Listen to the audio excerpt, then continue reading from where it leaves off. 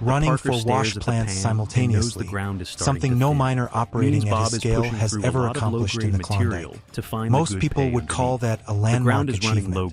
Parker calls it falling behind schedule. He had set a goal of 5,000 ounces by the midpoint of the season. With more than 4,000 ounces banked and not yet halfway through, the focus has to stay locked on sluicing and pushing toward the 10,000-ounce goal for the year. That urgency is amplified by the fact that gold prices are at a significant high, and nobody knows how long that window will stay open. The current tally sits at 4,921 ounces. Every piece of machinery he owns is operating. Every crew is actively working the ground. Yet the weekly production figures have declined for the second consecutive week. He is spending close to $1 million weekly just to keep this operation alive, and the numbers keep trending in the wrong direction. His primary worry centers on the Golden Mile and how to handle the work there, because the bulk of the gold he expects to recover will likely come from those pits. The added complication is that those pits cannot be left with outstanding costs at the end of the year. Doing so would throw off the entire mining plan. That is his biggest concern at this moment in the season. When adding more equipment results in less gold, something beneath the surface numbers has gone wrong, and Parker has the rest of this season to find out what. Old Faithful and the bridge cut problem. To understand why $2.3 million in a single week still feels like a setback, you have to appreciate the scale of what Parker is running. The operation is divided across 2 separate locations. At Dominion Creek, Tyson oversees wash plant Bob in the bridge cut, along with Sluicifer and the recently restarted Big Red, both running side by side at the Golden Mile. With the crew they have, running 3 plants at Dominion is already pushing the limits. Tyson describes himself as running around like a headless chicken trying to manage between the 2 sites with 3 machines going. The level of chaos has reached a new high. 10 miles south at the Indian River, Foreman Mitch is running Roxanne on Keenan Stewart's claim. For machines, for crews, 2 camps spread across remote Yukon wilderness. This is the first time in Parker's entire career that all 4 plants have run in the same week, and the weekly total is still going down. Wash Plant Bob is the most reliable piece of equipment on the entire operation. Tyson has nicknamed him Old Faithful, and the production figures back that up. He averages between 160 and 170 ounces per week, consistently without incident or surprise, just methodically grinding through the bridge cut at Dominion Creek day after day while everything else on the operation shifts, breaks, gets repaired, and shifts again. This particular week, Bob delivers 229 ounces, translating to over $800,000 in a single pour. Strong on paper, but Parker stares at the pan and recognizes that the ground is beginning to run thin. The old-timers stripped nearly 40 feet of overburden off that cut before they abandoned it, which means Bob is working through a lot of low-grade material in order to reach the quality pay sitting underneath. The concentration simply is not what it was a month ago. Parker looks at the results and admits he is not certain the bridge cut has uncovered its richest ground yet. The material is running low grade, and his only expectation is that it will improve as they go deeper. That single word, hope, is not the language of a miner who is on track. Parker is burning through his season window, and every day he keeps Bob working thinning ground is a day he cannot recover. The decision now sitting in front of Parker is the kind that defines entire seasons. Relocating Bob to a different cut means losing 3 to 4 days of production during the transition, then setting up new infrastructure and betting that the new ground yields at a higher rate than the old ground would have continued to produce. The alternative is staying put and watching the numbers slowly erode. Move and absorb a short-term loss with the hope of a long-term gain. There is no clean answer. You choose one and accept the consequences. Meanwhile, Sluicifer has been carrying the Golden Mile on its own throughout the season. A few weeks earlier, Operator Tater taught Notice Gold escaping out the back of the sluice when they shut it down for the night. Parker's fix, adjusting kickbacks on the distribution box, worked right away. Sluicifer's numbers jumped immediately, and in the week leading up to this 4-plant push, the machine pulled 272 ounces on its own, valued at $953,000. Nearly $1 million from a single machine in just 7 days. That level of performance was precisely what convinced Parker to bring Big Red back into service alongside it. The Golden Mile is not merely the richest ground on Parker's lease. It is the ground that makes the 10,000-ounce target feel within reach. Parker moved Sluicifer off the first 11 acres and onto a fresh 15-acre section located 800 feet away. That new section has never been worked before. Evidence left behind by the old-timers and the bedrock profile both suggest it carries the same pay grade as the ground Sluicifer has been working all season. If that holds up under two machines running at full output, the Golden Mile becomes the engine that pulls the entire operation back on track. That is the wager. That is what bringing Big Red out of retirement was always about. Big Red rises again. Big Red has not processed pay dirt in years. Getting it back into working condition means moving it 800 feet to a new pad next to Sluicifer at the Golden Mile, running water lines across rugged terrain, and building out the full supporting infrastructure from scratch. Tyson's crew gets it done, but every hour spent on the relocation is an hour not producing gold. By the time the weekly weigh-in arrives, Big Red has been running for just over a day. The result, 61 ounces. Around $200,000. The project that was originally planned to cover 1,000 feet ended up spanning 2,000 feet, with more ground still ahead, potentially stretching to 3,000. Parker is not entirely satisfied with the number. He is measuring it against what the season demands, not against what a single day of production can realistically be expected to deliver. He needs 10,000 ounces. 1 day and 61 ounces from Big Red does not move the needle in the way a full week of running will. Now Sluicifer and Big Red are running the same Golden Mile pay side by side. Sluicifer has been pulling close to 250 ounces per week on that ground when it is fully settled and calibrated. If Big Red matches that output across a complete week, Parker is looking at 500 ounces per week from the Golden Mile alone, half of his weekly target from one section of ground, from two machines sitting just 200 feet apart. That has been the vision all season. Not simply more equipment, but the right equipment positioned on the richest ground at the same time. Whether the Golden Mile pay can hold up under two machines running simultaneously at full capacity is still the open question. The next weigh-in will either confirm the strategy was sound or reveal a new problem. Parker is watching those numbers more carefully than anything else on the entire operation right now. The end of Sulphur. Sulphur Creek is finished. That is the headline this part of the season deserved and never quite received the attention it warranted. All year long, while Tyson's crew worked Dominion, Mitch has been running a separate extension on Sulphur Creek, recovering gold left behind by the original miners. That ground averaged 290 ounces per week. The peak performance was 302 ounces, worth just over $1 million in a single pour. Week after week, Sulphur delivered. It was one of the most dependable revenue sources across the entire operation, the kind of consistent ground that makes a season feel manageable even when everything else is going sideways. This week, despite wildfires causing significant problems for the crew throughout the period, Mitch processes the last of the gold-rich sulfur pay and shuts the operation down. The final pour comes in at 221 ounces, a solid finish to a highly productive run. Parker acknowledges it was an impressive stretch of work.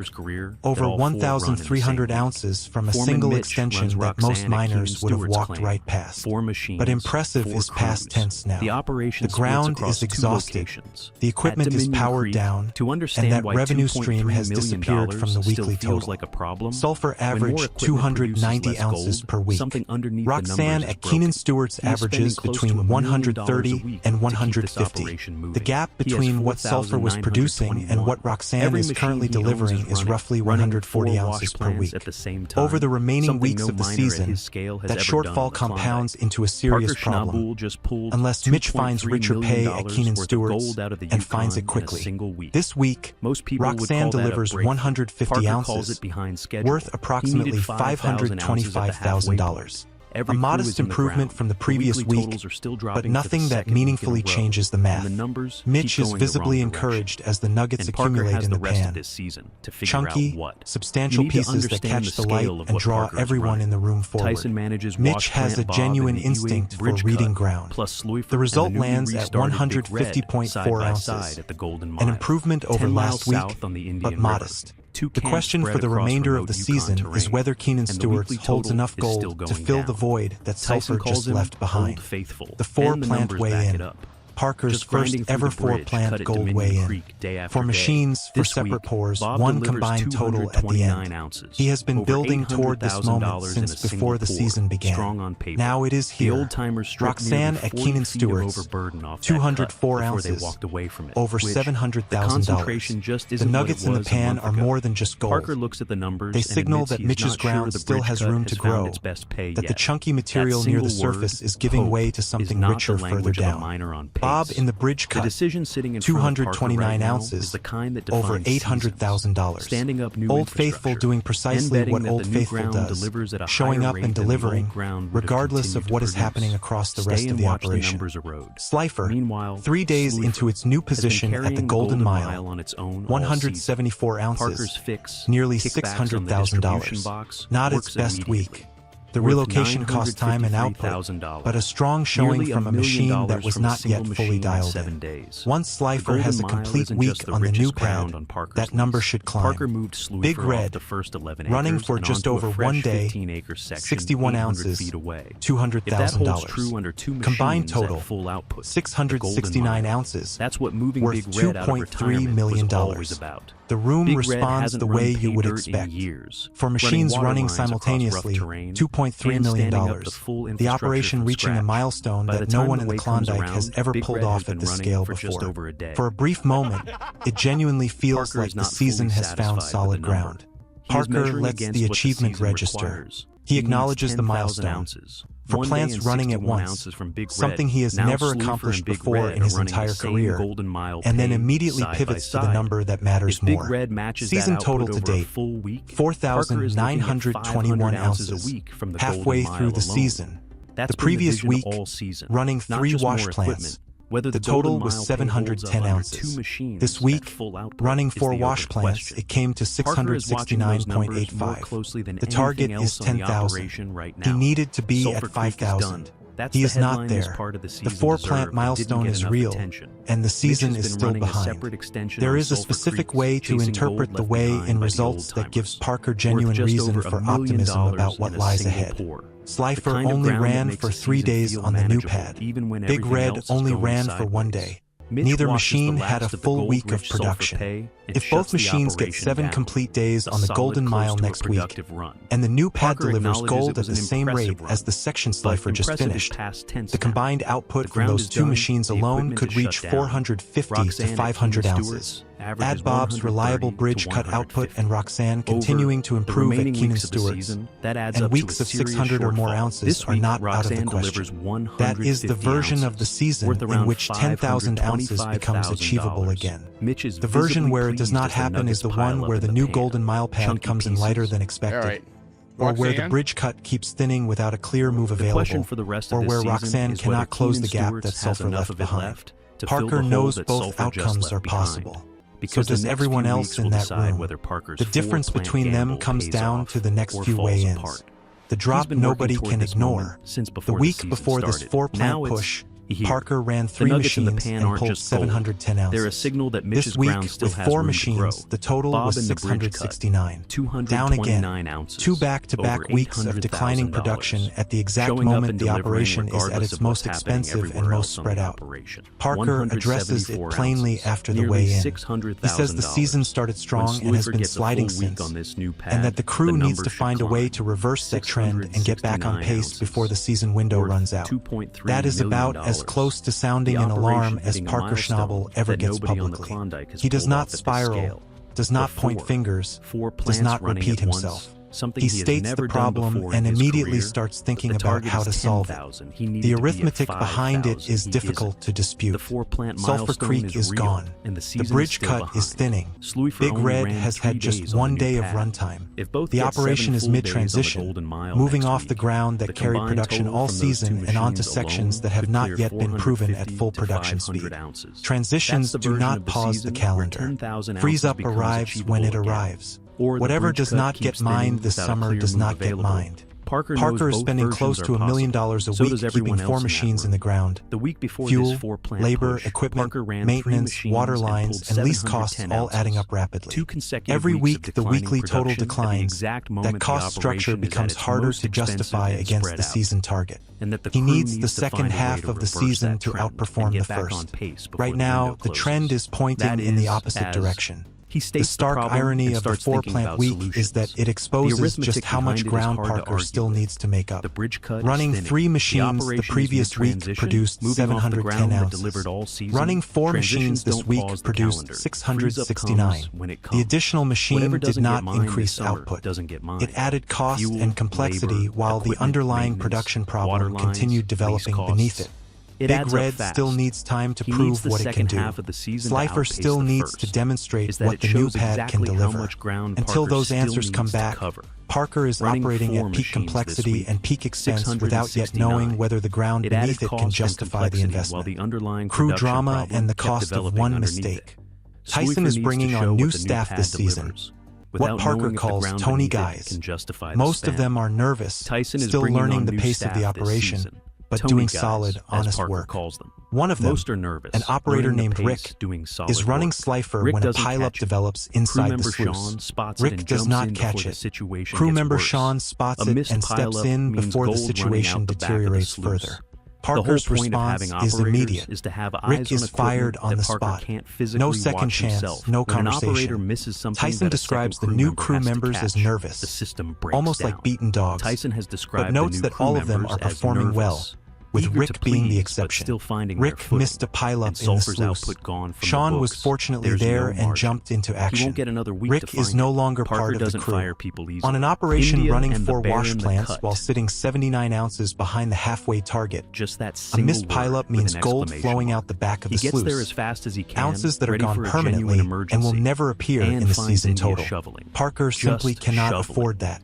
The entire purpose of having dedicated operators is to have eyes on equipment that Parker cannot personally monitor across 2 locations and 4 machines simultaneously.